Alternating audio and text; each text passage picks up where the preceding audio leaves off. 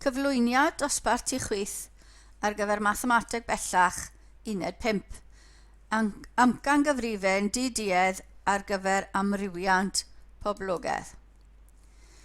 Gadewch i x1, x2 lan i xn ddynodi hap sampl o n ar sylw o'r hap newidyn x sydd â chymryd yr anhysbys miw ac amrywiant anhysbys sigma sgwar. Mae angen amcangyfrif arno ni ar gyfer sigma sgwar. Gan mai sigma sgwar yw disgwyliant x minus miw i gyd disgwyrio, yw gwerth cymedrig x minus miw i gyd disgwyrio, mae hyn yn awgrymu dylid ystyried gwerth cymhedrig x minus x bar disgwyrio fel amcangyfrifon ar gyfer sigma sgwar. Hynny yw, ystyried t yn hafel 1 dros n, hynny yw cymryd yr swm pob x minus x bar wedi sgwyrio. Mwyn darganfod a yw t yn amcangyfrifon di-duedd ar gyfer sigma sgwar, byddwn gyntaf yn enrifo disgwyliant swm x minus x bar i gyd disgwyrio.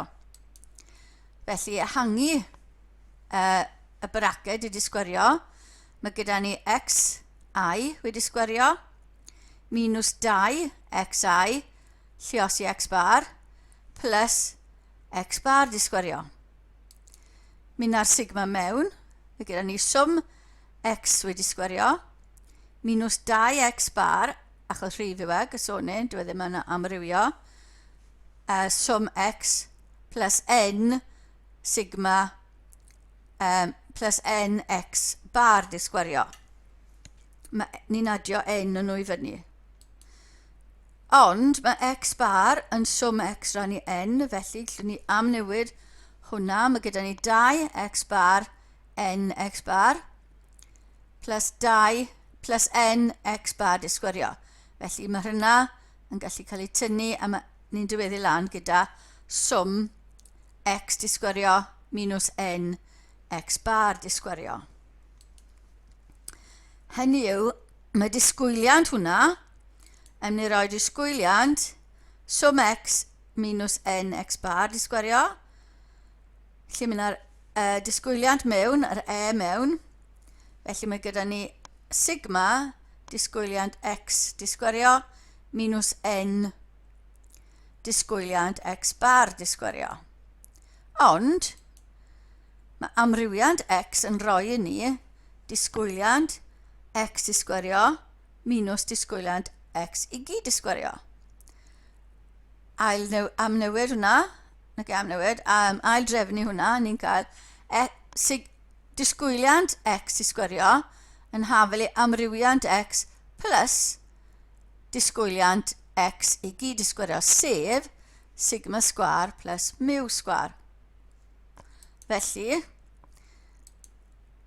mae hefyd disgwyliant x bar disgwyrio yn mynd i fod yn amrywiant x bar plus disgwyliant x bar i gyd disgwyrio.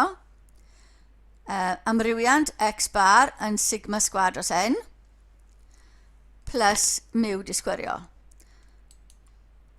Amnewid nôl, mae gyda ni disgwyliant swm y bracet yw yn lle disgwyliant x, swm hwnna, mae gyda ni swm sigma plus miw, sigma sgwar plus miw sgwar. O fanna, a minus n gyda ni wedyn sigma sgwar dros n plus miw sgwar. Mae sigma dau rhif penodol yn mynd i fod yn n, lluosi sigma sgwar plus miw sgwar. Mynd ar n mewn o'r braced yna, mae gyda ni, mae'r n yn mynd i ganslo, so mae n sigma sgwar plus n miw sgwar minus sigma sgwar minus n miw sgwar yn mynd i ganslo, a gadael ni dy n minus 1 lluosi sigma sgwar. Felly mae'n dilyn ar gyfer amcangyfrifon di-duedd o sigma sgwar, dylwn ddefnyddio'r ystadegyn 1 dros n minus 1, nid 1 dros n, fel oedd gyda ni yn t.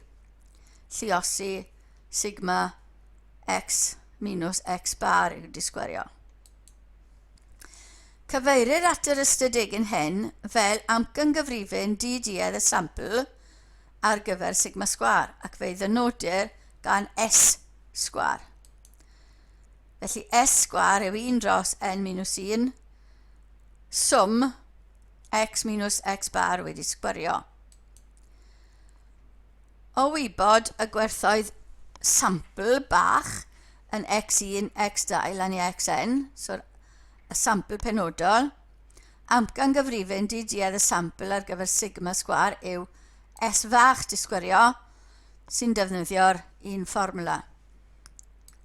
Ond mae hwn yn gallu newid yn lle ni'n gallu llosi'r braced mas a cawson ni yn y sleid blaenorol bod hwnna'n hafel i 1 dros n minus 1 sigma x disgwario plus n x bar disgwario.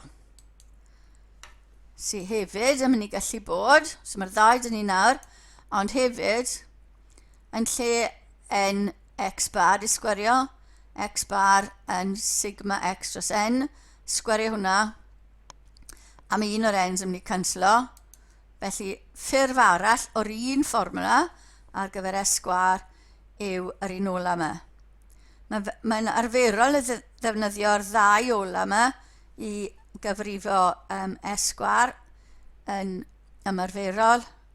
Fi'n hoffi'r un ola 1, ond mae'n dibynnu ar y cwestiwn sydd gyda ni. Felly, noder bod s sgwar yn amcangyfrifon d-duedd ar gyfer sigma sgwar, neu gwa'n dilyn bod s yn amcangyfrifon d-duedd ar gyfer sigma. Fodd bynnag, mae'n doedd defnyddio s fel amcangyfrifon ar gyfer sigma bydd yr amcangyfrif a geir o ganlyniad yn mynd i fod yn dueddol. Nodwch fod n lluosi amrywiant y sampl yn hafel i n minus 1 lluosi s sgwar. Amrywiant y sampl oedd 1 dros n ar 1 tri bracet. Felly mae s sgwar yn n dros n minus 1 lluosi amrywiant y sampl. Mae'r gwerthoedd yna gallu defnyddio ar y cyfrifiannau chi hefyd. Enghraifft 1. Gwerthoedd hap sampl o 10 ar sylw ar yr hap newidyn x oedd y gwerthoedd yna. Cyfrifwch amcangyfrif d-duedd ar gyfer amrywiant x. Felly, i ddefnyddio'r fformula yna fel amcangyfrifon ar gyfer yr amrywiant, bydd angen sigma x a sigma x sgwar. Felly, adio nhw i fyny, cael ni sigma x, 23.87, sgwario nhw ac adio nhw i fyny, a ni'n cael y gwerthoedd yna. Paidwch talgrynu yn rhy gynnar. Felly, defnyddio'r una yn y fformula, 10 yn yr sampl, felly 1 dros 10 minus 1, swm x sgwar minus swm x i gyd i sgwario dros n, a ni'n cael y gwerth 0.001223 i bedwar ffigur ystyrlon.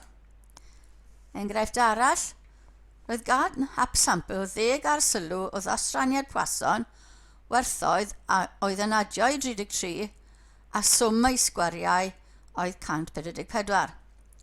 Cyfrifwch ddau amcangyfrif d-duedd ar gyfer cymydr y dosraniad Poisson. Felly, ni wedi cael y ddau wybodaeth yna.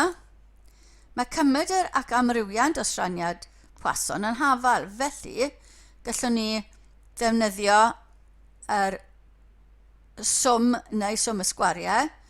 Un amcangyfrif ar gyfer y cymydr bydde just y swm. Felly, disgwyliant x bydde swm x rannu dy n sy'n rhoi ni 3.3. Amcan arall bydde i defnyddio'r amrywiant, amcangyfrif yr amrywiant. Felly s sgwar yw 1 dros n minus 1, lluosi swm x i sgwario minus swm x i gyd i sgwario dros 10, sy'n rhoi ni 3.9. Maen nhw ddigon agos, ond gantaw amcangyfrif yw e, dyn nhw ddim yn mynd i fod yn hafal tro yma. Mae amcangyfrifyn DD a sigma sgwar yn cael ei ddefnyddio hefyd mewn cwestiynau sy'n ymglymu profi rhagdybiaeth a chyfwng hyder, lle mae'r amrywiand yn anhysbydd. Felly mae dau fath o gwestiwn le byddwn ni'n defnyddio S sgwar.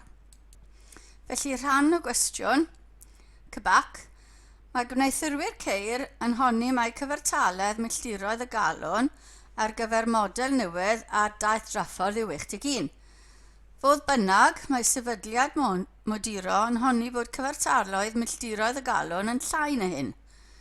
Felly mae arbraf yn cael ei sefydlu lle mae 10 car o'r model newydd hwn yn mynd ar daith hir ar draffordd ac mae milltiroedd y galon ar gyfer bob car yn cael ei gofnodi fel y canlynol. Felly dyma nhw. Cewch dybio bod hyn yn hap sampl o osraniad normal gyda chymryd yr miw ac amrywian sigma sgwar. Cyfrifwch amcangyfrifon DD-edd ar gyfer miw a sigma sgwar. Felly, yr un beth o'r blaen, mae angen i ni ddod o hyd i sigma x. Felly, adyn nhw lan. A sigma x sgwar, sgwario nhw ac adyn nhw lan. Dim talgyrnu. Amcangyfrifon DD-edd ar gyfer miw yw x bar. Felly, sum x rannu n. Felly 60.34. Amcangyfrifon DD-edd ar gyfer sigma sgwar yw S sgwar. Felly 1 dros 9, sum x sgwar yw hwnna minus sum x i gyd i sgwario rhannu 10 a ni'n cael 1.149 ar gyfer amcangyfrifon DD-edd ar gyfer sigma sgwar. Cwestiwn arall am mynd nôl i waith ar amcangyfrifon DD-edd 1 o'r fideo blaenorol. Mae hap sampl x1, x2 lan i xn yn cael ei gymryd o ddosraniad tebygolrwydd sydd â chymryd yr miw ac amrywian sigma sgwar. Mae cymryd y sampl wedi ddynodi gan x bar. Dangoswch fod x bar yn amcangyfrifon DD-edd ar gyfer miw. A dangoswch mai cyfeiliornad safonol x bar yw sigma dros ail isradd n. Nawn ni hwnna i ddechrau. Felly sum x yw x bar yw sum x dros n. Rydym angen bod disgwyliant x bar yn hafel i miw i fod yn amcangyfrifon DD-edd ar gyfer miw. Felly disgwyliant x bar ni angen. Disgwyliant x bar yw disgwyliant sum x dros n. Ni'n gallu mynd ar disgwyliant mewn, yr e mewn. Felly sum disgwyliant x rannu n. Disgwyliant x yw miw. Ni moyn adio n o'r eni, felly n miw gyda ni. Rhannu dy n sy'n canslo i roi miw. Felly, mae x bar yn amcangyfrifon DD-edd ar gyfer miw. Nawr, ar gyfer rhan 2, cyfeiliornad safonol, ni angen yr amrywiant gynta. Felly, amrywiant x bar yw amrywiant sum x dros n. Os ni'n mynd ar amrywiant mewn, mae rhaid sgwario'r n, so 1 dros n sgwar, sum amrywiant x. Mynd ar amrywiant mewn, so amrywiant x yw sigma sgwar. Sum hwnna bydd n sigma sgwar. Un o'r n's yn canslo, felly sigma sgwar dros n yw amrywiant x bar, sy'n rhoi'r cyfeiliornad safonol x bar yn sigma dros ail isradd n wedyn. Rhan B. Dangoswch fod sum disgwyliant x disgwario yn hafel i miw disgwario plus sigma sgwar. A o wybod bod s sgwar yn y fformwla yna, dangoswch fod s sgwar yn amcangyfrifon DD-edd ar gyfer sigma sgwar. Hwna i ddechrau. Nawr, ni'n gwybod bod amrywiant x, variance x, yn haflu disgwyliant x i sgwario minus disgwyliant x i gyd i sgwario. Felly, ail drefnu hwnna, ni'n cael disgwyliant x i sgwario yn haflu amrywiant x plus wedyn disgwyliant x i gyd i sgwario. Ond ni'n gwybod bod amrywiant x yn sigma sgwar a disgwyliant x yn miw, felly rydyn ni wedi cael bod disgwyliant x wedi sgwario yn haflu sigma sgwar plus miw sgwar. Ran 2. I fod yn amcangyfrifin d-duedd ar gyfer sigma sgwar, mae angen bod disgwyliant s sgwar yn hafel i sigma sgwar. Felly, a ni'n defnyddio'r fformwla yma am s sgwar, felly ni angen disgwyliant y fformwla yna sy'n rhoi i ni os ni'n mynd ar e mewn. So, swm disgwyliant x di sgwario minus n disgwyliant x bar di sgwario dros n minus 1. Nawr mae disgwyliant x di sgwario yn miw plus sigma sgwar, miw sgwar plus sigma sgwar. Ni'n adio reina, a maen nhw gyd yn mynd i fod yr un peth, felly n o'r reina gyda ni. Ni'n gwybod bod disgwyliant x bar di sgwario yn hwnna, miw sgwar plus sigma sgwar dros n, felly n o'r reini i gyd dros n minus 1. Llosir top mas, a mae gyda ni n miw sgwar plus n sigma sgwar minus n miw sgwar minus, mae'r n yn canslo, sigma sgwar. Rhannu dy n minus 1 sy'n rhoi i ni n minus 1 sigma sgwar dros n minus 1 sy'n rhoi sigma sgwar. Felly, mae s sgwar yn amcangyfrifin d-duedd ar gyfer sigma sgwar. Rhan C. Trwy ystyried amrywiant s, dangoswch nad yw s yn amcangyfrifin d-duedd ar gyfer sigma. Felly, rydym angen disgwyliant x i weld os dyw e yn hafel i sigma.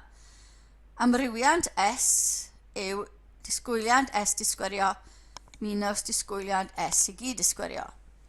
Felly disgwyliant s i gyd di sgwario yw disgwyliant s di sgwario minus amrywiant s.